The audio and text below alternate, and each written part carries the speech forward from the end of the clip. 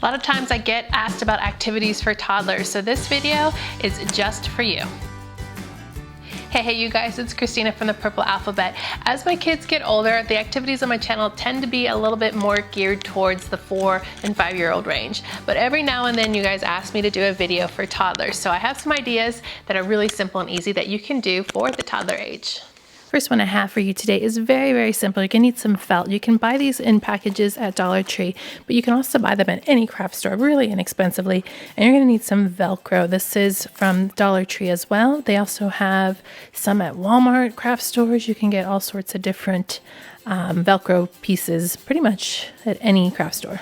Now I do have to say you are limited in the color selection from the felt from Dollar Tree. It's also not the best quality of felt around. You'll probably get a better quality if you went to say Michael's or something like that, or Hobby Lobby, but it will do in a pinch, but just don't expect it to last very long. So the first step is to cut out strips. If you have the Dollar Tree, I recommend going long ways like this so that you have a good strip to make a ring. I'm keeping mine about 1 inch wide, and you can make as many of these as you would like.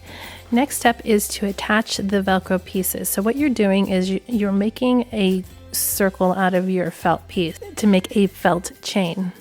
You can hot glue these on or use a really strong adhesive, or you can sew them on if you are concerned. And as always with DIY projects like this, you have to make sure you are supervising your children when they are using this materials. So you place the Velcro on one end and then the match on the other end. So see, it's going to be on opposite sides so that when you fold it over to make your ring, it'll look like that. And then you just do that for the remaining pieces of your felt.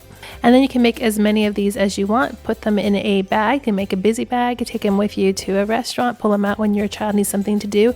And then your toddler will have a lot of fun pulling them apart and putting them back together again. Even if they can't put them together in a chain, just pulling them apart and putting them back together again probably be a really fascinating activity. Next is a ribbon pull box. I have these buttons from Dollar Tree, but you don't need to use any particular ones. And then I have some ribbon that I also got at Dollar Tree, and then an empty box of some sort. This can be a used box, a box that you buy, a shoe box, any kind of box, cereal box. It really doesn't matter. Next, you're going to measure out your ribbon long enough to be a little bit bigger than the actual box, maybe double the length. Then you're going to take the ribbon and string it through your button, and then you can tie it off. Once again, you do need to supervise your children and use your own discretion on which activities are safest for your child. So we have the button on like that. Then on your box, you're going to slit a hole on 2 different sides. And then you can slide your ribbon so that the button is on the outside. And then slide it back through the other hole you made. And then place another button on the other end. And just like you did the other side, tie a knot. And then cut off the excess ribbon. All right, there we go. So you can repeat this process in several different spots all over the box as many times as you want with different lengths. And this is basically a button pull box. So every time they pull, it will pull from the other side. And then when you have them all over the place on your box, your toddler will try to figure out which one to pull to get the other one on the other side to come out. So that is a pull box. Okay, so if you have a muffin tin at home or even an ice cube tray, this activity is perfect for that. It's a scoop and transfer activity. So these both came from the dollar store, but you don't have to use these. Use what you have on hand. Even some bowls would work, a couple of bowls. So just use what you have on this.